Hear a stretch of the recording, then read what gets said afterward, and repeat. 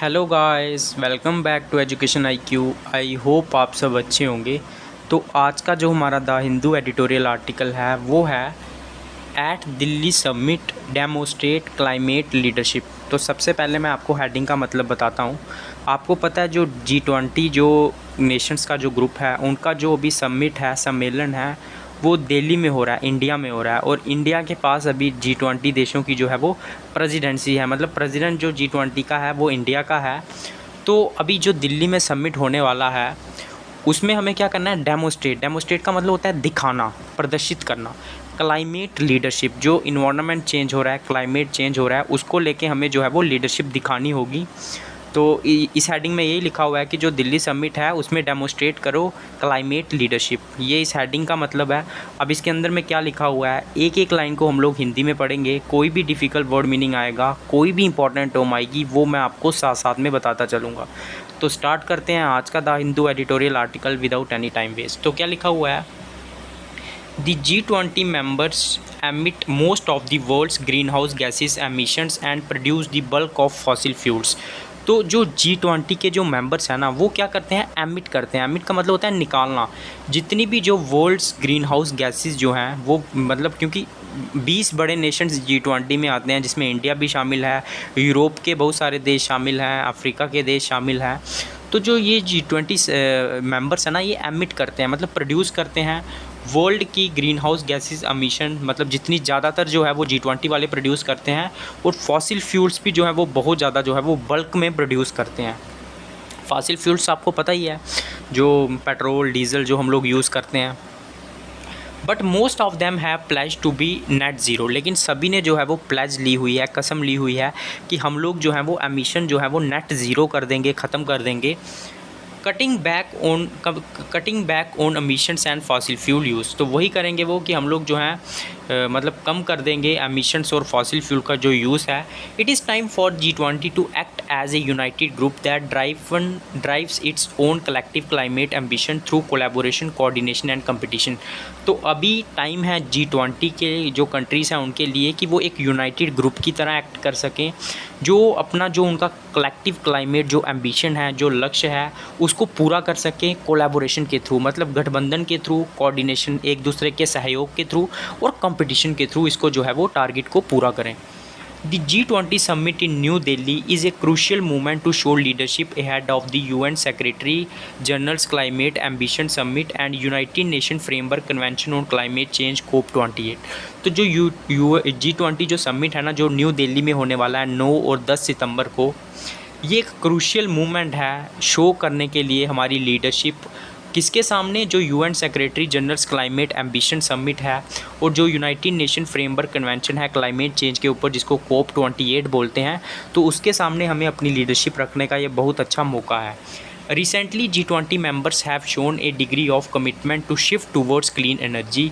Renewable energy sources provided 29% of their energy mix in 2021 and increased from 19% in 2010। तो अभी recently जो G20 members हैं उन्होंने एक कमिटमेंट दिखाया है, मतलब एक लक्ष्य दिखाया है, क्लीन एनर्जी की तरफ वो लोग जाएंगे, रिन्यूएबल एनर्जी की तरफ वो लोग जाएंगे और provided 29% of their energy mix in 2021। और 29% जो है उन्होंने अपना मतलब एनर्जी मिक्स करके वो यूज़ करेंगे 2021 में। India has made significant steps in the last decade to become the world's third largest producer of renewable energy and setting targets to continue the expansion of installed renewables to account for 50% of energy production by 2030। India ने भी बहुत अच्छे steps लिए हैं। अगर हम लोग पिछले डेकेड की बात करें, इंडिया जो है वो वर्ल्ड्स थर्ड लार्जेस्ट प्रोड्यूसर बना है रिन्यूएबल एनर्जी का, और इंडिया ने सेट किए हैं कुछ टारगेट कि वो अपना जो रिन्यूएबल एनर्जी का जो एक्सपेंशन है उसको बढ़ाते रहेंगे for 50% of energy production by 2030। 2030 तक जो है वो 50% जो है वो रिन्यूएबल एनर्जी पे डिपेंड होंगे। But governments needs to create a bigger shift as demand increases and the world's carbon budget is shrinking faster than previously thought. लेकिन गवर्नमेंट को जो है ना एक बहुत बड़ा शिफ्ट करने की ज़रूरत है, क्योंकि जो डिमांड है वो लगातार इंक्रीज़ हो रही है। और जो वर्ल्ड का कार्बन बजट है, मतलब कितना बजट हम लोग यूज़ कर सकते हैं कार्बन का कि जिससे इन्वायरमेंट डिग्रेड ना हो, वो भी जो है वो जल्दी से जो है वो श्रिंक हो रहा है, मतलब ख़त्म हो रहा है। एंश्योर क्लियर गवर्नेंस स्ट्रक्चर्स, तो हमें जो है वो एंश्योर करना होगा जो हमारा गवर्नमेंट स्ट्रक्चर है वो एकदम क्लियर हो। They will need to focus on 3 action areas, जो G20 मेंबर्स हैं उन्हें 3 एक्शन एरियाज़ पे फोकस करने की ज़रूरत है। First at the national and local level, पहले तो हमें नेशनल लेवल और लोकल लेवल से काम शुरू करना होगा। G20 countries need to improve their governance process for just energy transaction, जो G20 मेंबर्स हैं उन्हें इम्प्रूव करने की ज़रूरत है उनकी जो गवर्नेंस प्रोसेसेस हैं एनर्जी ट्रांजेक्शन के लिए। अगर उन्हें एनर्जी में थोड़ा सा भी चेंज लाना है, government should establish clear governance structures to ensure that the transaction process is inclusive and the result is equitable and avoid siloed working। तो जो गवर्नमेंट्स हैं जितनी भी जो G20 मेंबर्स हैं उन्हें एक क्लियर गवर्नेंस मतलब एक क्लियर इंस्ट्रक्शंस की ज़रूरत है, एक ऐसे स्ट्रक्चर की ज़रूरत है to ensure that the transaction process is inclusive. अगर उन्हें इस बात की पुष्टि करनी है कि जो ट्रांजेक्शन प्रोसेस है, जो मतलब हम लोग एनर्जी में चेंज ला रहे हैं, कार्बन को जो है वो कम यूज़ कर रहे हैं, वो इंक्लूसिव हो, मतलब सबके लिए हो, उसमें सारे इंक्लूड हो और जो रिज़ल्ट हो वो भी इक्वल हो और उसमें कोई भी जो है ना अवॉइड सिलॉइड वर्किट। सिलॉइड का मतलब क्या होता है कि मतलब हम लोग अकेले में काम ना करें, मिल के काम करें, ठीक है। सिलॉइड का मतलब होता है अकेले में काम करना, आइसोलेशन में काम करना। This includes clarifying responsibilities and mandates between ministries and across government levels with the goal of having coherent delivery plans that can attract investment। ये हो सकता है हमें जो है अपनी रिस्पॉन्सिबिलिटीज़ को क्लेरिफाई करना होगा और हमारे जो मैंडेट्स हैं मतलब हमारे जो पत्र हैं, जो हम लोग कुछ भी कोई डॉक्यूमेंट्स कोई भी हम लोग जो निकालते हैं between ministries and across governments levels, वो हमारा जो है ना बराबर होना चाहिए मतलब सब कंट्रीज़ के लिए, और उसका गोल होना चाहिए कोहेरेंट डिलीवरी। कोहेरेंट का मतलब होता है क्लियर डिलीवरी प्लान्स होने चाहिए कि किस तरह से हमें डिलीवरी करनी है जो कि इन्वेस्टमेंट को अट्रैक्ट कर सके। Progress indicators should go beyond the traditional wants such as net zero job creation, diversity of manufacturing and regional economic growth to include metrics on the kinds of jobs created. जो progress indicators हैं मतलब जो हमारी progress दिखा रहे हैं कि कितनी हमने प्रोग्रेस की है, वो जो हमारे ट्रेडिशनल जो पुराने तरीके से उनसे हमें आगे निकलना होगा, जैसे नेट जॉब क्रिएशन हो गई, डाइवर्सिटी ऑफ मैन्युफैक्चरिंग हो गया, रीजनल इकोनॉमिक ग्रोथ हो गई, ताकि हम लोग to include metrics on the kinds of job created, ताकि हम लोग जो आंकड़ा है जो मैट्रिक्स है उसको हम लोग क्रिएट कर सकें, उसको हम लोग बता सकें कि कितने हम लोगों ने जॉब्स क्रिएट किए हैं, who has access to them और किनको जो है वो एक्सेस मिला है उनका, and levels of broader community resilience. और हम लोग बता सकते हैं कि हमारा लेवल क्या है कम्युनिटी रिजिलियंस का। रिजिलियंस का मतलब होता है स्ट्रॉन्ग एंड इनोवेशन, और हमारी इनोवेशन क्या है मतलब हम लोग कितनी जो है इनोवेट कर रहे हैं चीज़ों को, नई चीज़ों को डिस्कवर कर रहे हैं। Depending on the country context, G20 countries could establish a multi ministerial task force और joint working groups between government and non government actors to coordinate just energy transition efforts. तो हम लोग अलग अलग कंट्रीज़ के कॉन्टेक्स्ट में अगर मतलब देखें, डिपेंड करता है, तो जो G20 कंट्रीज़ है वो एस्टैब्लिश कर सकती हैं एक मल्टी मिनिस्ट्रियल टास्क फोर्स, मतलब जिसमें अलग अलग कंट्रीज़ के मेंबर हो, या फिर जॉइंट वर्किंग ग्रुप्स को बना सकती हैं गवर्नमेंट और नॉन गवर्नमेंट एक्टर्स में, ताकि वो कोऑर्डिनेट कर सके एनर्जी ट्रांजिशन एफर्ट्स के ऊपर। For example, South Africa has developed a just transition framework that was led by the Presidential Climate Commission। अगर हम लोग एग्जाम्पल की बात करें तो जो साउथ अफ्रीका है उसने एक ट्रांजिशन फ्रेमवर्क मतलब डेवलप किया था, जिसको लेड किया था प्रेसिडेंशियल क्लाइमेट कमीशन ने, PCC ने। Other G20 members can learn from this approach, और जो बाकी के G20 मेंबर्स हैं वो भी इस अप्रोच से लर्न कर सकते हैं। That was led by presidential climate commission. उसके बाद to accelerate their own just energy transactions by developing concrete framework, और बाकी मेंबर्स भी इससे सीख सकते हैं कि वो भी जो है एक्सेलरेट कर सकें, तेज कर सकें उनका जो एनर्जी ट्रांजेक्शंस हैं, कुछ कंक्रीट कुछ मजबूत फ्रेमवर्क के थ्रू, रोड मैप्स के थ्रू, एक्शन प्लान्स के थ्रू। अब हम लोग बात करेंगे एडिंग डीकार्बनाइजेशन। एडिंग का मतलब क्या होता है, किसी चीज़ में हेल्प करना, मदद करना। तो कैसे हम लोग डीकार्बनाइजेशन में मदद कर सकते हैं। Second, as the Indian G20 presidents has acknowledged the G20 should see this transition as a way to diversify G20 member economies to ensure long term economic stability, livelihood and public revenue streams.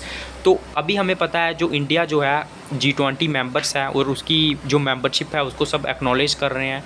The G20 should this transition as a way to diversify G20 members, और G20 जो है countries जो हैं वो इसको एक एक तरीके की तरह यूज़ कर सकती हैं। वो अपनी जो मेंबरशिप है उसको डाइवर्सिफाई कर सकती हैं, डाइवर्सिफाई G20 मेंबर जो उनकी इकनॉमी है उसको डाइवर्सिफाई कर सकते हैं, चेंज कर सकते हैं, ताकि लॉन्ग टर्म इकोनॉमिक स्टेबिलिटी बनी रहे, स्थिरता बनी रहे, लोगों को रोज़गार मिले, लाइवलीहुड मिले, एंड पब्लिक रेवेन्यू स्ट्रीम्स, और जो पब्लिक रेवेन्यू स्ट्रीम्स हैं, पब्लिक का जो रेवेन्यू है वो भी अच्छा हो। International financial institutions have a critical role to play by aligning their investments and risk taking to rapidly deploy vast amount of renewable energy and grid infrastructure and to target support to energy efficiency and very low carbon industrial technologies. जो international financial institution है have a critical role to play, उनका भी एक बहुत important role है। Bye aligning their investment, वो अपनी जो इन्वेस्टमेंट है उसको एक साथ मिला सकते हैं, अलाइन कर सकते हैं, और उनकी जो risk taking to rapidly deploy vast amount of renewable energy and grid infrastructure, और उनकी जो रिस्क टेकिंग एबिलिटी है कि वो डिप्लॉय कर सकते हैं बहुत सारे रिन्यूएबल एनर्जी सोर्सेज और grid infrastructure, and to target support to energy efficiency and very low carbon industrial technologies, और वो सपोर्ट कर सकते हैं एनर्जी एफिशिएंसी और लो कार्बन इंडस्ट्रियल टेक्नोलॉजीज़ को, मतलब जो कम कार्बन को एमिट करें। उसके बाद for example the global increase in demand for and production of green steel necessities and immediate transition to low carbon steel production pathways। Example की बात करें तो जो ग्लोबल इंक्रीज़ हुआ है in demand for and production of green steel necessity, कि हम लोग जो स्टील को प्रोड्यूस करें वो ग्रीन स्टील, मतलब उसमें इन्वायरमेंट को हम लोग कम से कम डिग्रेड करें, necessitates the immediate transition to low carbon production pathways, और किस तरह से हम लोग जो हैं मतलब फोकस कर रहे हैं, डिमांड कर रहे हैं for and production of green steel necessitates the immediate transition to low carbon steel production pathway, ताकि हम लोग जो है वो लो कार्बन, मतलब जहाँ पे हम लोग कार्बन को कम एमिट करें, इस तरह से हम लोग स्टील की प्रोडक्शन करें। हम लोग ज़्यादा से ज़्यादा ग्लोब जो है वो इसकी तरफ बढ़ रहा है। The G20 countries representing 90% of global steel production and 80% of consumption have a pivotal role in advancing global low carbon steel production। तो जो G20 कंट्रीज़ हैं जो कि 90% ऑफ ग्लोबल स्टील प्रोडक्शन को प्रेजेंट करती हैं और 80% जो है वो कंज्यूम करती हैं, उनका एक इम्पॉर्टेंट रोल है in advancing low carbon steel production, कि वो हेल्प कर सकते हैं लो कार्बन प्रोड्यूस करने में बाय सेटिंग, क्योंकि 90% जो है वो स्टील प्रोडक्शन जो है वो G20 कंट्रीज़ करती हैं और 80% जो है वो कंजप्शन भी करती हैं। Bye setting clear mandates for international financial institutions, तो हमें एक क्लियर रूल बनाने होंगे, मैंडेट्स बनाने होंगे फाइनेंशियल इंस्टीट्यूशंस के लिए, such as multilateral development banks and international climate finance, as they can drive investments in green steel transition within developing and emerging economies. तो हम लोग जो हैं मल्टीलैटरल जो डेवलपमेंट बैंक्स हैं और जो इंटरनेशनल क्लाइमेट फाइनेंस हैं, उनके लिए हमें अच्छे से रूल बनाने होंगे। वो इन्वेस्टमेंट जो है वो ज़्यादा से ज़्यादा कर सकते हैं ग्रीन स्टील ट्रांजिशंस में, चाहे वो डेवलपिंग और इमर्जिंग इकोनॉमीज़ में, मतलब वो ज़्यादा से ज़्यादा इन्वेस्टमेंट कर सकते हैं कि हम लोग जो है वो इस तरह का स्टील प्रोड्यूस करें जिसमें कम कार्बन एमिशन हो। A collective commitment by the G20 to a green public procurement would also accelerate the decarbonization of hard to abate sectors such as steel and cement। तो अगर हम लोग एक साथ मिलके काम करेंगे, collective commitment करेंगे by the G20 members, ताकि टू ग्रीन पब्लिक प्रोक्यूरमेंट, कि हमें जो है मतलब ज़्यादा से ज़्यादा जो है वो चीज़ों को इस तरह से प्रोड्यूस करना है कि वो कम कार्बन जो है वो एक्सेलरेट करें। तो इससे क्या हो सकता है, हमारी जो डिकार्बनाइजेशन है वो भी जल्दी से जल्दी हम लोग उन टारगेट्स को पूरा कर सकते हैं of hard to abate sectors, जैसे स्टील हो गया, सीमेंट हो गया। However, collaboration within and among G20 nations is necessary for effective and ambitious reform in public purchasing। और ये जो कोलैबोरेशन है, ये जो गठबंधन है G20 नेशन में, ये काफ़ी ज़्यादा इफेक्टिव है, असरदार है और एम्बिशियस रिफॉर्म है। रिफॉर्म का मतलब होता है चेंज होना पब्लिक परचेजिंग के लिए भी। Governments must implement effective monitoring, create clear mandates for low carbon procurement, upskill procurement officers and set time bound targets to harness the full potential of green public procurement। तो governments को जो है इन चीज़ों को monitor करना चाहिए, देखना चाहिए, क्लियर इंस्ट्रक्शंस जो है वो तैयार करनी चाहिए मैंडेट्स लो कार्बन प्रोक्यूरमेंट के लिए, ताकि कम से कम हम लोग कार्बन यूज़ कर सकें जो अपस्किल प्रोक्यूरमेंट ऑफिसर्स हैं। और हमें जो है कुछ टाइम बाउंड टारगेट सेट करने चाहिए कि इतने समय में हमें लक्ष्य को पूरा करना है, ताकि हम लोग हार्नेस कर सकें। हार्नेस का मतलब होता है किसी चीज़ का ज़्यादा से ज़्यादा यूज़ कर सकें जो हमारा फुल पोटेंशियल है ग्रीन पब्लिक प्रोक्यूरमेंट का। अब हम लोग बात करेंगे कि हमें जो है वो ट्रांसपेरेंसी की ज़रूरत है, मतलब हमें जो है एकदम कुछ भी धोखा नहीं होना चाहिए, एकदम क्लियर प्रोसेस होनी चाहिए, उसकी हमें ज़रूरत है। Third, the G20 should take a lead in streamlining international efforts to achieve energy transition. तो जो G20 है उसे जो है एक लीड लेनी चाहिए कि वो व्यवस्थित कर सके जो इंटरनेशनल एफर्ट्स हैं एनर्जी ट्रांजिशंस के लिए। These efforts will be aided by radically improve transparency and accountability, for example by setting up disclosure mechanisms on energy transition related data through existing mechanisms such as G20 energy transitions and sustainable financial working group। तो ये जो efforts हैं ये added हो सकते हैं किसके द्वारा, जो रेडिकली इम्प्रूव ट्रांसपेरेंसी है और जो अकाउंटेबिलिटी है। मतलब रेडिकली का मतलब क्या होता है, रेडिकल का मतलब होता है चेंज कर सकते हैं। जो हम लोग इम्प्रूव्ड, हमारी जो ट्रांसपेरेंसी है उसको हम लोग इम्प्रूव कर सकते हैं, और जो अकाउंटेबिलिटी है, हमारी जो जवाबदेही है, उसके थ्रू भी हम लोग जो है वो ये सारी चीज़ें कर सकते हैं। हमें जो है वो रिस्पॉन्सिबिलिटी लेनी होगी। For example by setting up disclosure mechanism on energy transition related data through existing mechanism such as G20 energy transitions.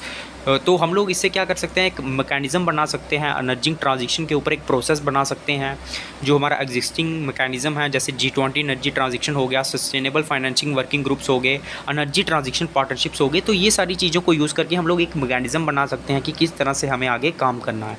The G20 should also encourages fossil fuel producing countries to provide current comparable and reliable information about their plans and projects for oil, gas and coal production.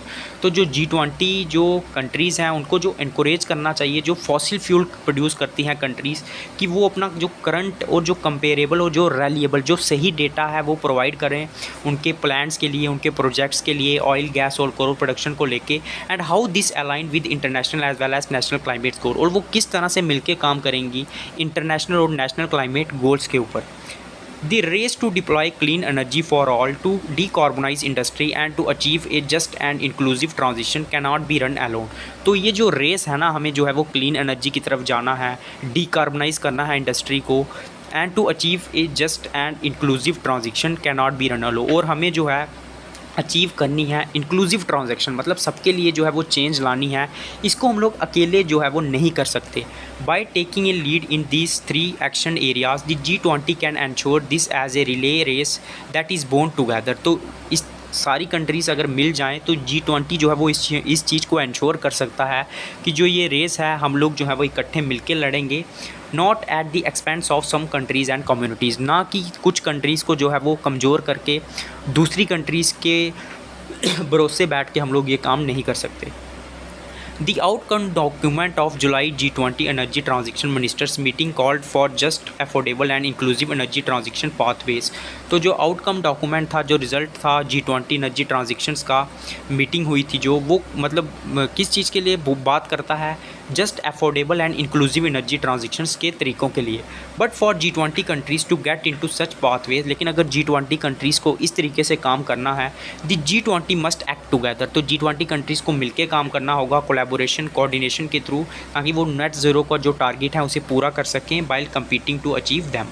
The G20 summit in New Delhi is a crucial moment for the heads of state and government present at the meeting to adopt a strong leaders declaration committing to collective ambition to combat climate change। तो जो G20 summit Delhi में होने वाला है, ये एक बहुत important movement है।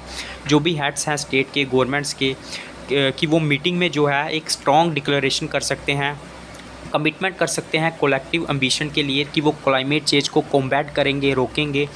इन the past few month the devastating effects of climate change have been clearly shown. तो पिछले कुछ महीनों से जो बहुत ख़राब इफ़ेक्ट हैं G20 के, वो काफ़ी हमें सामने दिख रहे हैं। There is simply no more time to waste. तो अभी हमारे पास बिल्कुल टाइम वेस्ट करने का बिल्कुल भी टाइम नहीं है। हमें जो है वो मिलके सामने आना चाहिए और इकट्ठे काम करना चाहिए। तो ये था आज का the Hindu editorial article. Please यार, जितने भी बच्चे देखते हैं ज़्यादा से ज़्यादा शेयर करना, लाइक करना और कमेंट करना। जय हिंद।